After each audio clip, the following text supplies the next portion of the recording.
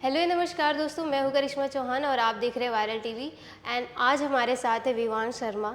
आप तो नेशनल भाई बन चुके हैं सबके तो क्या कहना चाहोगे कि आपको कैसा फीलिंग हो रहा है इस टाइम जब सब आपका नाम ले रहे हैं? एंड चाहे माँ की बात करूँ या बहनों की बात करूँ तो सब बोल रहे कि भाई हो तो इनके जैसा, बेटा हो तो इनके जैसा। तो जब आप ये सारी चीज़ें सुनते हो तो आपको कैसा लगता है? मुझे बहुत हार्ट वार्मिंग लगता है। और मैंने जैसे पहले भी बोला है कि सिबलिंग, मेरा कोई सिबलिंग नहीं है। All I have is cousins जो भी मुझसे काफ़ी दूर रहते हैं। तो एज सच मेरा मतलब सिस्टर ब्रदर वाला एंगल बहुत ज़्यादा नहीं है। वो साइड राख में निकल के आई है। और जो ये प्यार मिल रहा है, इससे I am happy to have a lot of sisters and a lot of mothers now. और बहुत अच्छा लग रहा है, अच्छी फीलिंग आ रही है। विवान, जानना चाहेंगे कि ऑडिशन का कोई प्रोसेस अगर बता सको कि किस तरीके से हुआ, किस तरीके से ऑडिशन लिया गया आपका? तो कोऑर्डिनेटर आपको ऑडिशन की स्क्रिप्ट भेजता है, डिटेल्स भेजता है। मेरी केस में ज्योति बजाज मैम थी।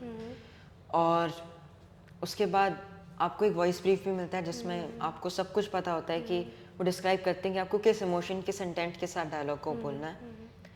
और फिर आप तो आपका मैजिक है, आपकी एक्टिंग स्किल्स हैं, वो आपको दिखानी है। अपना सेल्फ टेस्ट वीडियो रिकॉर्ड करके भेजना है। मैंने भी यही किया। बट मैंने इस वाले के लिए स्पेसिफिकली बहुत हार्ड वर्क किया था। इन डेप्थ थोड़ा साइल को समझा ऑडिशन बनाने से पहले ही। जो चीज़ मैं शायद सेलेक्ट होने के बाद ही करता हूँ, बट वो मैंने इससे पहले की, क्योंकि मुझे और मेरी मॉम को एक शुरू से फीलिंग थी कि हाँ, इसमें कुछ दम है इस कैरेक्टर में। और तब तो पता भी नहीं था कि इतना अच्छा और इतना बड़ा कैरेक्टर निकल के आएगा। बिकॉज मैंने जो सीन दिया था वो सिस्टर ब्रदर वाला बैंटर का था। तब तक आई हैड नो आइडिया कि this was based on the 1978 case. तो मैंने वैसे ऑडिशन दिया। Then I got the brief, a little bit of story कि कैसे लड़ने में तो हर भाई एक्सपर्ट होता है, बट जब जान पे आती है तो दोनों लड़ भी सकते हैं एक दूसरे की जान के लिए। वो बिल्कुल अपने आप को बचा सकते हैं, दूसरों को बचा सकते हैं अपने आसपास। और वो एक अच्छी साइड थी जो मुझे पता लगी। जो मैंने रीटेस्ट बनाया था, मुझे एक ब्रीफ मिला था डायरेक्टर सर का, और मैंने उसे दिखाने की कोशिश की और मैं सेलेक्ट हो गया। ओके, जितने के शूट के दौरान जितना भी सीन, सारे सीन बहुत अच्छे हैं, लेकिन पर्सनली अगर पूछा जाए तो आपका कौन सा फेवरेट है कि हाँ ये करने में मुझे बहुत मतलब अच्छा लगा? मुझे मुझे सबसे ज़्यादा अच्छा सीन वो स्कूल वाला लगता है। जब वो एस्टैब्लिश करते हैं कि कैसे इतना कॉमन था उस टाइम पे लिफ्ट लेना, जब वो वाइट कलर की फिएट आती है। उसमें जो मेरे हेल्पलेस वाला एक्सप्रेशन थे ना, वो देने में बड़े मज़े आए थे मेरे को। तो वो मेरा फेवरेट सीन था। प्लस जिन बच्चों के साथ में चलता हुआ आ रहा था, उनसे मेरी अच्छी दोस्ती भी हो गई थी। और मैं ज़्यादा जानता नहीं हूँ बॉक्सिंग के बारे में, बट फिर भी गूगल करके जितनी सारी चीज़ें निकाल पाया, उनके साथ जितनी मस्ती कर पाया थी। तो और मैं क्योंकि अभी भी स्कूल में पढ़ता हूँ, तो मेरे लिए तो वो एक घर जैसा मॉल टाइप का ही हो गया। तो मज़ा आया। आपने बहुत छोटे उम्र में इतने सारे काम कर लिए, टीवी भी आपने कर लिया और मूवी भी कर लिया। तो जब भी आप अपने फ्रेंड से मिलते हैं तभी उनकी किस तरीके से बातें होती है और आपके पेरेंट्स आपके साथ किस तरीके से बातें होती है? तो मतलब बातें तो जैसे नॉर्मल होती कैसा हैं। फीलिंग होता है कि इतने कम उम्र में इतना अचीव करना बहुत बड़ी बात है और आपने कर लिया है तो? Thank you. बट पेरेंट्स हमेशा बोलते हैं कि बस ग्राउंडेड रहो, कभी उड़ो मत, क्योंकि जितना तेज़ लाइफ उड़ाती है उतना ही तेज़ गिराती है। तो ग्राउंडेड रहो। और दोस्त तो मेरे सारे ऐसे ही हैं। तो वो ग्राउंडेड रखने में मेरी मदद करते हैं, मस्ती करते हैं। बट मैं काफ़ी खुश हूँ कि मेरी सक्सेस या मेरी फेम जो है वो मेरे पर्सनल जो फ्रेंड्स हैं, जो मेरी फैमिली मेम्बर, उनसे मेरा रिलेशन चेंज नहीं करती। क्योंकि आप लाइफ में कुछ भी कर लो, बट आप चाहते हो कि कुछ सेट ऑफ पीपल आपके साथ वैसा ही बर्ताव करें जैसे वो पहले करते थे। और that I feel. Of course अभी मैं स्कूल जाना शुरू करूँगा after the summer breaks are over, तो तब पता लगेगा कि वो चीज़ कितनी मेंटेन्ड है और कितनी नहीं। बट हाँ, मेरे parents are very supportive and उनसे बस यही बात होती है कि अब आगे कैसे इस लेवल को मेंटेन करना है। अभी पिछले इंटरव्यू में आपने बताया कि आप सोशल मीडिया नहीं यूज़ करते, फ़ोन भी नहीं करते।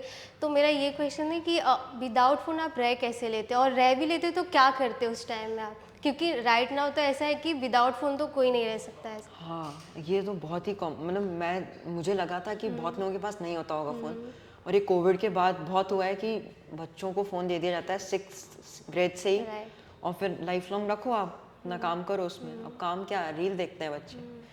मैं एक्टिंग के अलावा बहुत सारी चीज़ें करता हूँ। फॉर एग्जांपल मैं बहुत सारे इंस्ट्रूमेंट्स बजाता हूँ। मैं ड्रमर हूँ, मैं गिटारिस्ट हूँ, मैं पियानिस्ट हूँ।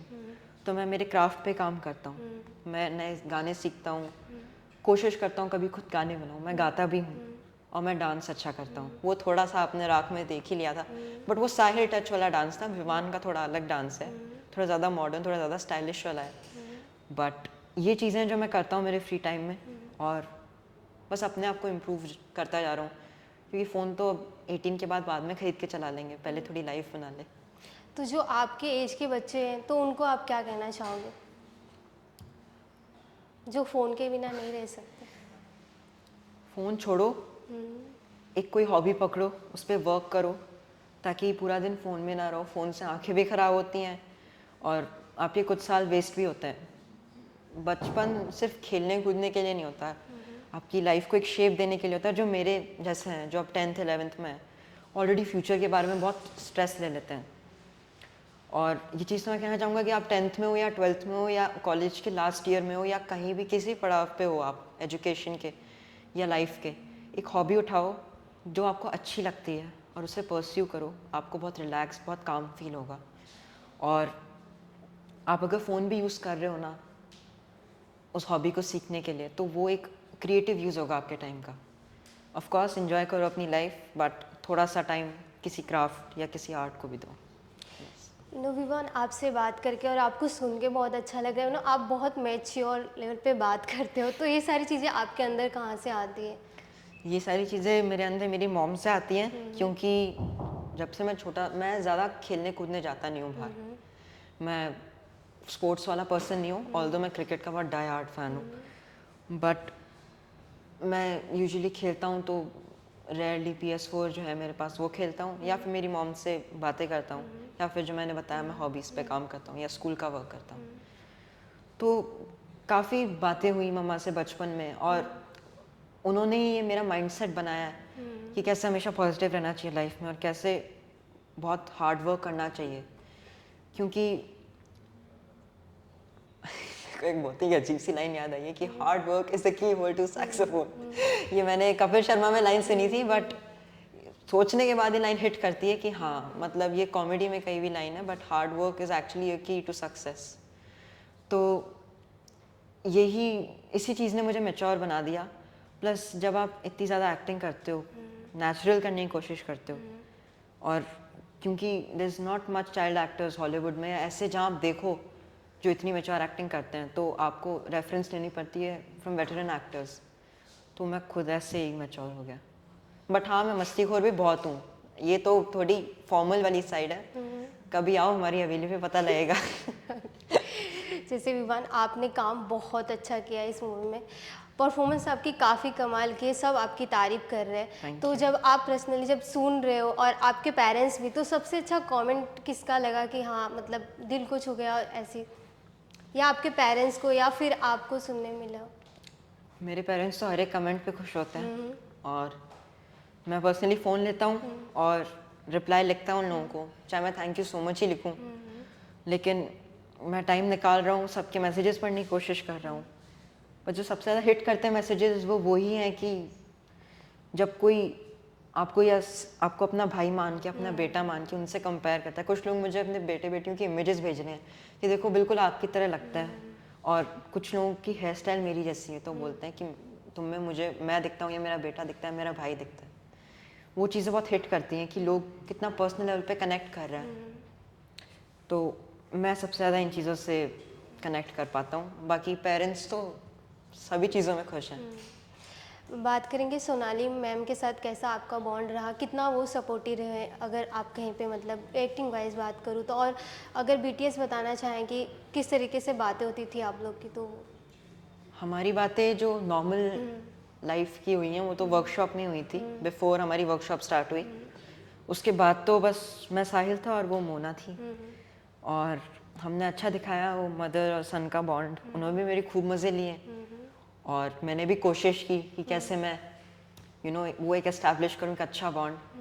बाकी ऑफ स्क्रीन तो she is a wonderful person, even on screen she is a fabulous actor. But वो परफेक्शन होता है ना, उसे सीख करते हैं, तो वो एक चीज़ है जो मैंने उनसे सीखी। और जो बातें होती थी उनसे वो होती थी कि मेरे को आपका ये गाना बहुत अच्छा, क्योंकि ये मेरे लिए एक फ़ैन मोमेंट टाइप ऑफ ही था, क्योंकि मैं पुराने मूवी ज़्यादा देखता हूँ और बस मैं एक फ़ैन की तरह उनसे बातें करता था और वो भी मुझे अच्छे से सुन के रिप्लाई करती थी स्वीटली। और साहिल और उनके जो कैरेक्टर है मोना, उनके लेवल पे तो हमारी बहुत गपशप हुई है कि आइसक्रीम कब जमेगी, जल्दी खानी है। ओके, शूटिंग के दौरान कोई प्रॉब्लम या चैलेंजिंग फेस करना पड़ा हो? हाँ, मतलब आपने जैसे बताया इमोशनली, फिल्म सिटी हाँ, में। फिल्म सिटी में तो जो भी शूट हुआ पूरा इमोशनली बहुत एग्जॉस्टिंग था। वो पूरा मर्डर जो सीक्वेंस था जो 8th एपिसोड में दिखाया है, बहुत टफ था और फिजिकली एग्जॉस्टिंग था। मेरे चोटें लगी, पता नहीं कैसे कैसे जानवर टाइप के थे वहाँ, क्रीचर्स थे, मंकीज थे। और मेरा पर्सनली बहुत पाला बुरा रहा है मंकीज से, क्योंकि मैं एक बार फिल्म की शूटिंग के लिए कहीं गया हुआ था, मेरा सीन चल रहा था, मेरे को मंकी लगा के चल दिया था। तो मैं काफ़ी डरता हूँ मंकी से, although they are wonderful creatures, but ऐसे चीज़ें काफ़ी हुई हैं। लेपर्ड घूम रहा था हमारे सेट के आसपास और रमनदीप भाई और मेरी तो बहुत ही मतलब फट रखी थी उस वक्त, बट मज़ा आया। चैलेंजेस खूब थे उस सीन को डिपेक्ट करना, जब साहिल लास्ट ब्रेथ में उठता है। जैसे मैंने कहा, मैं नीट रहता हूँ, काफ़ी हाइजीनिक हूँ मैं, बट वो पूरा मिट्टी कीचड़, ये सारी चीज़ें चैलेंजिंग थी। बट ऑफ कोर्स सबसे चैलेंजिंग तो सुमन को झेलना था इन अ फन वे। साहिल के कैरेक्टर से आपने क्या सीखा?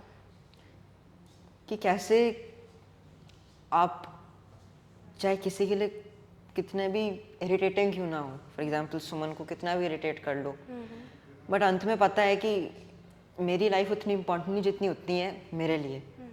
साहिल हमेशा से चाहता था कि अगर ऐसी कभी प्रॉब्लम हो फंसे तो Suman should be the one who escapes, who lives on.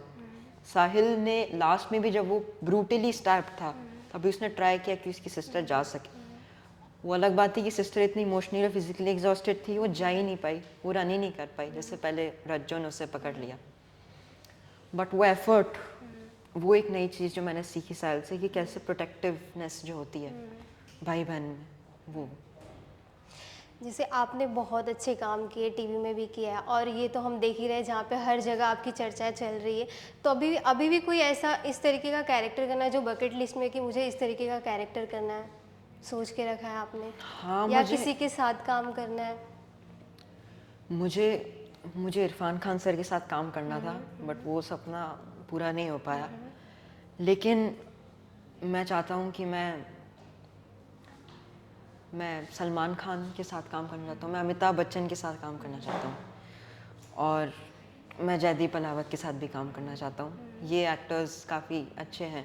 In fact मेरे फेवरेट मनोज बाजपेयी, वो तो मेरी इंस्पिरेशन है, तो इनके साथ मैं काम करना चाहता हूँ। और मैं स्टार्स कम और जो एक्टिंग वाइज जो बहुत बहुत बहुत अच्छा है, मेरे एक्सपीरियंस को और नेक्स्ट लेवल पे लेके जाते हैं, मैं उन लोगों के साथ काम करना चाहता हूँ जो मुझे और चीज़ें सिखा सकें और जिनके साथ काम करने में मुझे मज़ा आए। बाकी ऐसा कोई कैरेक्टर जो मैं करना चाहता हूँ, मैं विलन प्ले करना चाहता हूँ, पता नहीं क्यों शुरू से ही मेरे अंदर है कि मैं विलन बहुत अच्छा प्ले करूँगा, क्योंकि मैं डेथ स्टेयर्स अच्छे देता हूँ।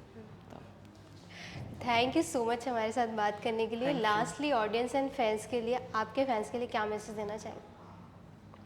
फ़ोन छोड़ो, हॉबीज़ और स्किल्स पे काम करो, एंड जिसको एक्टिंग पे आना है प्लीज़ मुझे अपनी प्रोफाइल मत भेजो इंस्टाग्राम पे, आप कॉन्टैक्ट्स ढूंढो, इंस्टाग्राम भरा पड़ा है, वहाँ से करो।